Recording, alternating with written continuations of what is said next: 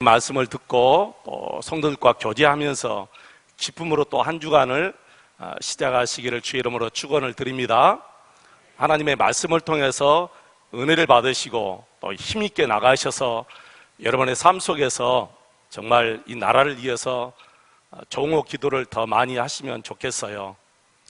정치는 정치인들에게 맡기고 우리 한국의 목사님들과 우리 한국의 장로님, 우리 모든 성도들은 나라를 위해서만 기도해야 될 줄로 믿습니다. 잘하는 사람도 자꾸 흔들면 떨어지거든요. 대통령을 위해서도 많이 기도하고 또 참모들과 국무위원들과 그리고 우리 국회의원들을 위해서도 여러분 많이 기도하셔야 돼요. 그분들이 마음이 하나가 되고 뜻이 하나가 되어서 이 어려움을 잘 극복할 수 있도록 우리가 나라를 위해서 더 많이 기도해야 될 줄로 믿습니다. 그래서 우리 성숙한 국민들이 되어야 될 줄로 믿습니다. 창세기 12장에서 우리 하나님께서 아브라함을 부르시고 이제 18장까지 왔는데요. 18장부터는 전혀 다른 아브라함의 모습을 우리가 볼 수가 있어요. 여기서부터 아브라함 죽기까지 전혀 흠이 없는 하나님 앞에 정말 고귀하게 순결하게 믿음으로 살아가는 아브라함의 모습을 볼 수가 있습니다. 여러분, 그렇습니다. 믿음은 이렇게 성장해야 돼요. 믿음은 계속해서 조금씩 성숙해져야 가야 됩니다. 처음 믿을 때 그 믿음이 아직도 그대로 있다면 정말 분명한 일입니다, 여러분. 저와 여러분의 믿음이 계속해서 성장하고 성숙해 가시기를 주의 이름으로 축원을 드립니다. 여러분의 아이들이 모습이나 생각하는 것이 자라나지 않고 변하지 않으면 얼마나 여러분 그 아이를 바라보는 부모의 마음에 고통이겠어요. 우리 하나님도 마찬가지예요. 우리의 믿음이 성장하지 않고 우리의 모습이 성숙해져 가지 않으면 우리를 바라보시는 우리 하나님의 마음이 얼마나 여러분 무겁고 힘들겠습니까? 그래서 저와 여러분의 믿음도 아브라함처럼 계속해서 성장하고 성숙해 가야 될 줄로 믿습니다. 믿음은 하루아침에 완전히 변한 것이 아니에요. 아브라함의 믿음도 조금씩 계속해서 변해갔어요. 얼마나 많은 실수가 있었습니까? 솔직히 아브라함은 자기 아내 한 명도 돌볼 수 없고 지킬 수 없는 그런 나약한 사람이었어요. 근데 18장부터 와서는 정말 그의 마음이 여유로워졌어요. 보통 여유로워진 게 아니에요. 조급함이 사라지고 당황하는 것이 사라졌어요. 굉장히 삶의 여유 있는 모습을 우리가 볼 수가 있습니다. 왜 그럴까요? 믿음이 들어왔기 때문에 그래요. 여러분, 하나님을 믿는 확실한 믿음이 생기잖아요. 그러면 마음의 조급함과 당황이 사라져요. 대신 여유가 찾아옵니다. 여러분 보세요. 여러분도 그렇고요. 우리 주위를 보아도 그래요.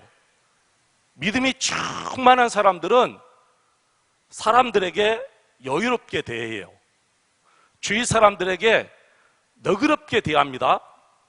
근데 하나님을 믿는 믿음이 없는 사람들은 당황하고 조급해서 자기 생각대로 모든 일을 처리해버려요. 근데 믿음이 있는 사람들은 기다려줍니다. 사람을 너그럽게 대해주는 그런 여유가 생겨나요. 그래서 여러분 아브라함을 보십시오. 18장에 딱 들어오니까 아브라함의 두 가지 여유가 있잖아요. 하나는 손님을 대접하는 여유가 생겼어요. 그것도 아주 극진하게 대접하는 여유가 생겨요. 그리고 또 하나는 남을 위해서 기도할 수 있는 여유가 생기는 거예요. 믿음이 없으면 이 두 가지는 우리 마음에서 우리 삶 속에서 이루어지지를 않습니다. 믿음이 없으니까 아브라함이 조급하게 생각해가지고 자기 생각대로 이스마엘을 놔버리잖아요. 누구를 통해서? 자기 아내 몸종인 하갈을 통해서 놔버린 거예요. 우리 하나님은 아내 사라를 통해서 아들을 주시겠다고 약속했는데 믿음이 없으니까, 하나님의 말씀을 확신 있게 받아들이지 못하니까 조급함이 생겨가지고 이러다가 내 대를 잇지 못하고 후손도 보지 못하고 내가 나이가 이제 들고 죽겠구나, 그런 생각이 든 거예요. 믿음이 없으니까 그런 생각이 든 거예요. 근데 하나님을 믿는 믿음이 있었다면 끝까지 아브라함은 기다렸을 거예요. 믿음이 없으니까 덜컹 자기 아내 몸종인 하갈을 통해서 아들을 낳았는데 그 아들이 이스마엘이에요. 근데 이제 우리 하나님께서 아브라함을 계속해서 말씀을 주시고 또 말씀을 주시고, 아브라함이 실수해도 하나님은 아브라함을 버리지 않고 계속해서 말씀을 주시고 말씀을 주시고 여기까지 하나님께서 인도해 오신 거예요. 여러분, 저와 여러분도 마찬가지예요. 우리가 실수해도 우리 하나님은 저와 여러분을 버리지 않을 거예요. 우리가 설령 죄를 지었다 할지라도 우리 하나님은 저와 여러분을 꾸중하지 않고 계속해서 말씀으로 우리의 마음을 토닥거려 주시고 회개할 수 있는 마음을 주시고, 우리가 계속해서 하나님의 말씀을 보고 회개할 수 있고, 그리고 하나님 앞에 봉사하고 또 기도에 나오고 또 찬양하고, 그런 마음을 주셔서 하나님을 바라볼 수 있도록 하나님께서 우리에게 은혜를 베풀어 주실 줄로 믿습니다. 여러분, 이런 하나님을 계속해서 바라보시기를 주의 이름으로 축원을 드립니다. 그리고 또 하나, 우리 하나님께서 아브라함을 친구로 대해 주셔요. 놀라운 발전이지요. 놀라운 변화입니다. 여러분, 어떻게 하나님이 아브라함을 친구로 대해 줄 수가 있겠습니까? 근데 그런 믿음이 아브라함에게 생긴 거예요. 나는 저와 여러분이 이렇게 매일매일 예수님과 친구처럼 지내서 우리 예수님이 저와 여러분을 그래 맞아, 너는 내 친구야, 정말 절친한 내 친구야, 이렇게 말씀해 주시기를 주의 이름으로 축원을 드립니다. 18장 1절 말씀을 보시면 가만히 있어도 땀이 줄줄 흐르는 그런 날씨입니다. 손가락 하나 까딱하기 싫어지는 어느 무더운 여름날, 우리 하나님께서 변장을 하고 천사 둘과 함께 아브라함이 있는 곳으로 지나가는데, 아브라함이 상수리 숲을 나무 밑에서 쉬고 있어서요. 우리나라는 여름철에 습기가 많기 때문에 굉장히 덥습니다. 근데 중동지방은 습기가 없기 때문에 그늘 밑에 딱 들어가잖아요. 그러면 굉장히 시원시원해요. 아브라함이 상수리 숲을 나무 밑에서 쉬고 있는데 세 번이 딱 지나가는 거예요. 나그네예요. 아브라함이 전혀 모르는 사람이에요. 그런데 진짜 용수설처럼 딱 일어나서 그 사람들에게 다가갑니다. 그리고 뭐라고 얘기합니까? 2절부터 보시면 이런 말씀이 있습니다. 주여, 내 주여, 내가 주께 은혜를 입었으면. 아브라함이 하나님을 본 게 아니고 그 당시는 처음 보는 사람에게는 주여라는 호칭을 씁니다. 높여줍니다. 나그네를 이렇게 얘기하는 거예요. 내 주여, 내가 주께 은혜를 입었으면 원하건대 종을 떠나 지나가지 마시옵고 물을 조금 가져오게 하사 당신들의 발을 씻으시고. 중동지방은 먼지가 많기 때문에 요즘처럼 아스팔트가 있는 길이 아닙니다. 굉장히 먼지가 많아요. 그러니까 조금만 걸어가도 몸 위까지 먼지가 다 이렇게 들어옵니다. 그러니까 집안에 손님을 모시면 가장 먼저 물을 내다 주면서 손과 발을 씻도록 그렇게 합니다. 당신들의 발을 씻으시고 나무 아래에서 씻어서 내가 떡을 조금 가져오리니 당신들의 마음을 상쾌하게 하신 후에 지나가소서 당신들의 종에게 오셨습니다. 그래요. 놀라운 마음의 여유, 삶의 여유를 아브라함이 갖게 된 것을 우리가 볼 수가 있어요. 이것은 아브라함이 하나님을 확실히 믿었다는 증거예요. 하나님을 믿는 믿음의 은혜가 없으면 이런 여유가 생겨지지 않습니다. 이렇게 얘기하고 아브라함이 급히 장막에 들어가서 부인에게 이렇게 말합니다. 여보, 우리에게 손님이 오셔서, 너무너무 귀한 손님들이 오셔서 빨리 떡을 만드세요. 그리고 자기는 송아지를 잡아서 하인에게 주면서 얼른 가서 요리해 오거라. 그리고 우유와 치즈를 준비해서 그분들을 정성스럽게 극진히 대접하는 것을 우리가 볼 수가 있습니다. 놀라운 일이죠, 여러분. 이런 삶의 여유, 이런 마음의 여유가 어디서 오는 줄 아십니까? 하나님을 믿는 믿음에서 이런 여유가 옵니다. 믿음이 없으면 이런 여유를 우리가 가질 수가 없습니다. 여러분, 오해하지 마시기 바랍니다. 아브라함은 주님을 본 것이 아니에요. 그냥 지나가는 나그네를 대접했다. 이렇게 히브리서 13장 2절에 우리가 보면 알 수가 있지요. 히브리서 13장 2절 보면 이런 말씀이 있습니다. 손님 대접하기를 잊지 말라. 이로써 부지 중에 천사들을 대접한 이들이 있었느니라. 누구예요? 아브라함이에요. 아브라함은 여호와 하나님의 사자인 줄 전혀 모르고 나그네를 대접했습니다. 이처럼 하나님을 믿는 믿음이 확실해져 가며 마음의 여유가 생긴 아브라함을 보면서 우리 하나님은 매우 기뻐하시고 흐뭇해 하셨을 것입니다. 그래서 아브라함의 가정을 기꺼이 축복해 주시지요.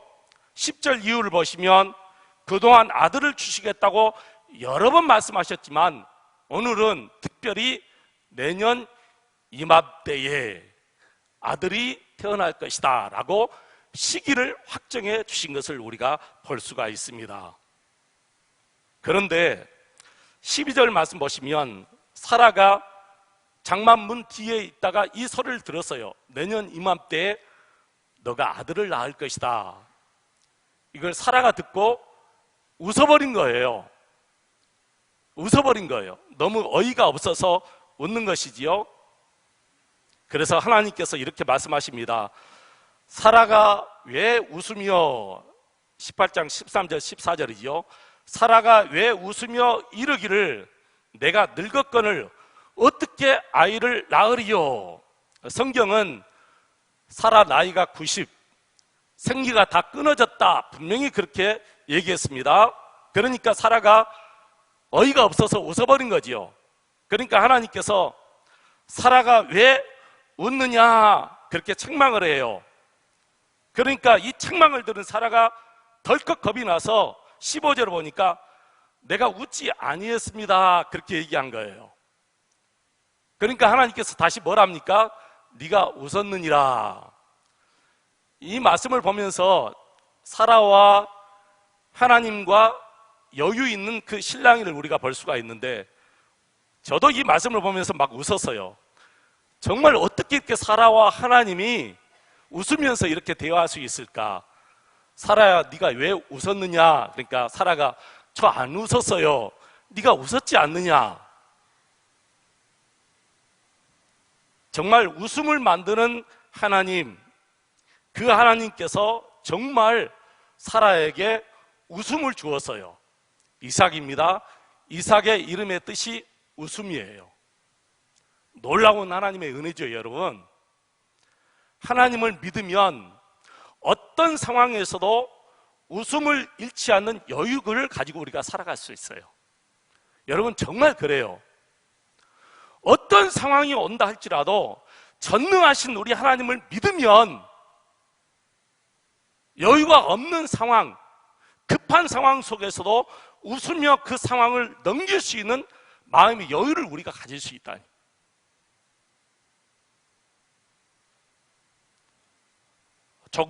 조급했던 마음이 사라지고 당황스러웠던 그 상황이 사라지면서 하나님을 믿는 그 믿음 때문에 웃을 수 없는 그 상황 속에서 웃을 수 있고 여유롭게 그 사람을 대해서 그 급박한 상황을 넘길 수가 있어요. 여유롭게 넘길 수가 있어요. 근데 믿음이 없으면 그런 상황 속에서 서로 싸움하게 되고 다투게 되고 그렇습니다. 그래서 여러분, 하나님을 믿는 믿음이 이렇게 중요해요. 우리 하나님을 친구처럼 믿고 살아가면 그 하나님께서 그때마다 저와 여러분에게 이런 믿음을 주셔서 어떤 상황에서도 모든 급박한 상황을, 조그만 상황을 여유롭게 넘길 수 있는 그런 믿음과 마음을 우리 하나님께서 저와 여러분에게 주실 줄로 믿습니다. 여러분이 그런 마음을 가지고 살아가시기를 축원합니다. 두 번째, 세 번째 말씀을 이제 드리겠습니다. 두 번째는 우리 하나님이 이제 아브라함을 친구처럼 대하는 말씀과, 그리고 아브라함이 소돔성을 위해서 중보 기도하는 마음의 여유를 우리가 이제 볼 수가 있어요. 18장 16절을 보시면 아브라함과 사라에게 이 기쁜 소식을 전한 새 나그네는 소돔성을 향해서 나갑니다. 그때 아브라함이 멀리까지 전송을 해요. 배웅을 갑니다. 이때 하나님께서 아브라함에게 무슨 말씀을 하십니까? 18장 17절을 보시니까 내가 하고자 하는 일을 어떻게 아브라함에게 숨기겠느냐, 이렇게 얘기합니다. 내가 하고자 하는 일을 아브라함에게 숨길 수 없다. 저도 어떨 때는 입이 간질간질할 때가 있어요. 여보, 이런 말 누구에게 하지 마. 아내가 저에게 얘기하잖아요. 그러면 금방이라도 제 친한 사람에게 달려가서 막 하고 싶어요. 여러분도 그럴 때가 있지요. 이거 누구에게도 얘기하지 마세요. 그러면 그날 곧바로 나가서 얘기하는 사람이 있어요. 우리 하나님께서 지금 아브라함의 그런 말이에요. 이것은 누구에게도 말하고 싶지 않지만 아브라함은 내 친구니까 말하고 싶다는 거예요. 내가 하려는 것을 아브라함에게 숨기겠느냐? 숨길 수 없는 거예요. 말하고 싶어서. 무슨 말입니까? 소돔과 고모라의 그 부르짖음이 내 귀에 크게 들리고 그 성의 지약이 너무 무거워서 어쩔 수 없이 하나님께서 심판하시겠다는 거예요. 이제 가보겠다는 거예요. 하나님이 소돔성을 향해서 이제 가보겠다, 그렇게 아브라함에게 얘기합니다. 여러분, 친구가 아니면 말할 수 없어요. 하나님만이 아시는 이 사실을 어떻게 아브라함에게 이런 얘기를 합니까? 할 수가 없지요. 근데 왜 하지요? 이제는 하나님께서 아브라함을 볼 때 친구처럼 대할 수가 있다는 거예요. 우리 하나님께서 저와 여러분을 보실 때도 이렇게 친구처럼 대했으면 좋겠어요. 수연아, 내가 하고 싶어하는 일을 너에게만큼 말해주고 싶다. 아무개야, 내가 하고 싶어하는 일을 너에게만큼은 말해주고 싶다. 이런 마음을 우리 하나님께서 저와 여러분에게 해주었으면 좋겠어요. 그러기 위해서는 저와 여러분이 매일매일 하나님과 친밀하게 동행하는 그런 동행이 있어야 됩니다. 친구처럼 지내야 됩니다.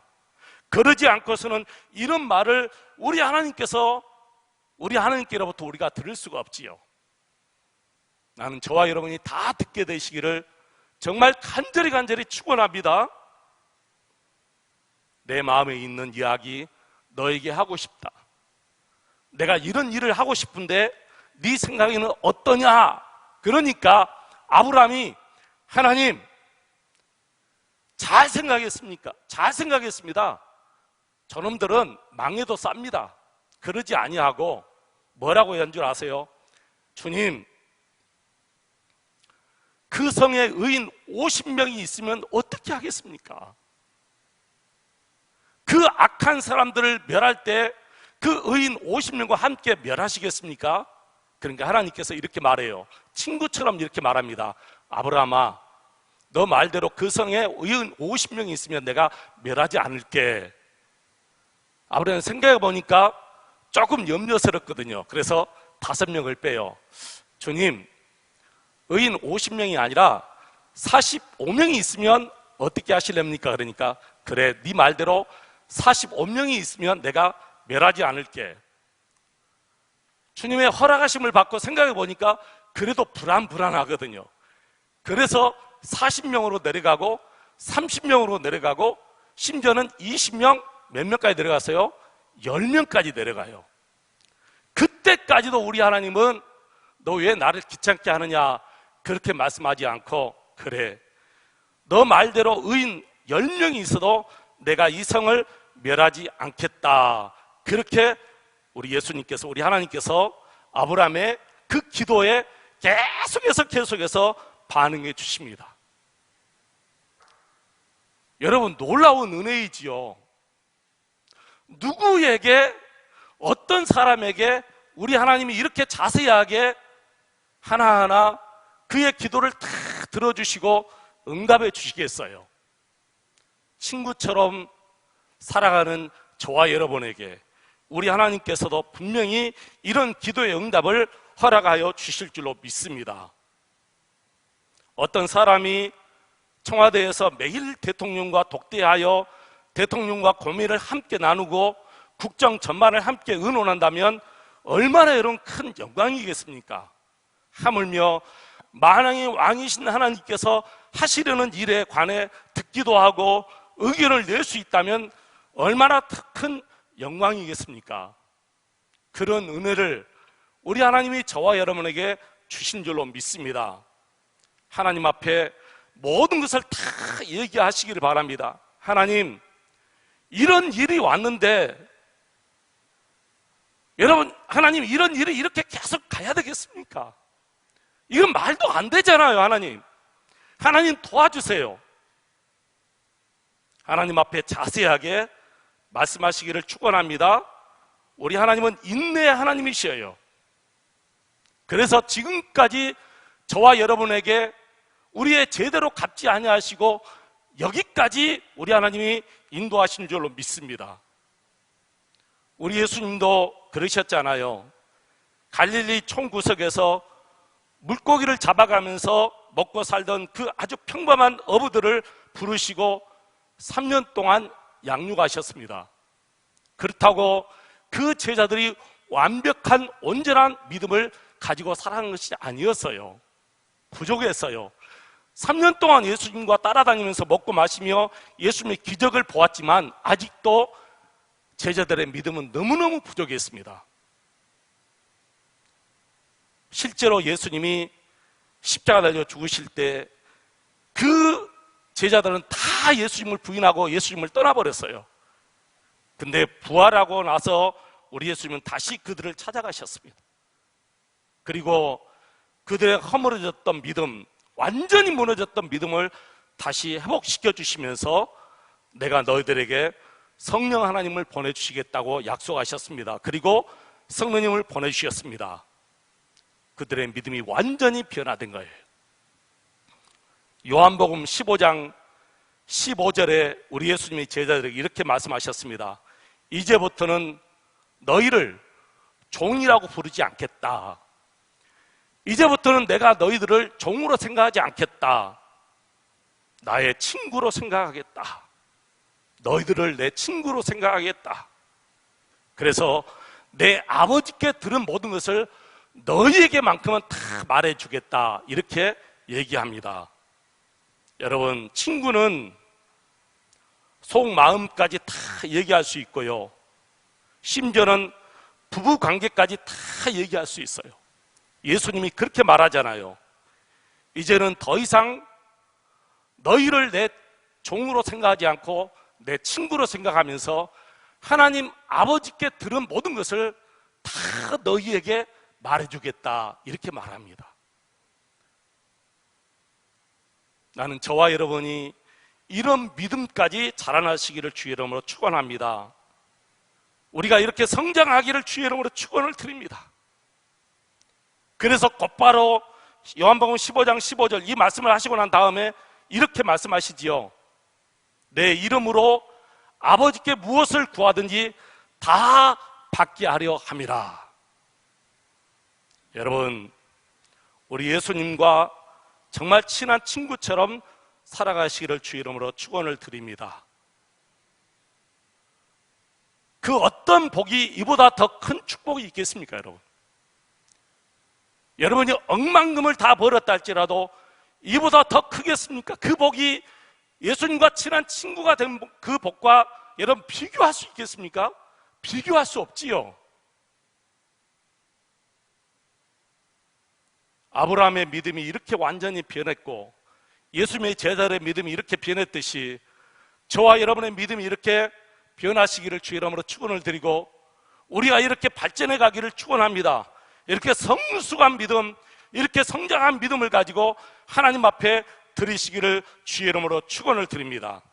그럴 때 우리 마음속에 여유가 오서 우리 예수님의 마음을 가지고 모든 사람들 겸손히 그리고 여유롭게 온유한 마음으로 정말 대접하면서 이렇게 모든 사람을 배려하면서 살아가는 그런 마음을 갖게 될 줄로 믿습니다. 이런 성품을, 이런 예수님의 성품을 저와 여러분이 가지고 누리게 될 줄로 믿습니다. 기도하겠습니다. 우리 하나님 아버지 감사합니다. 우리의 믿음도 아브라함의 믿음처럼 제자들의 믿음처럼 성장하고 성숙해 가시도록 하나님 축복하여 주시옵소서. 예수님의 이름으로 기도하옵나이다. 아멘.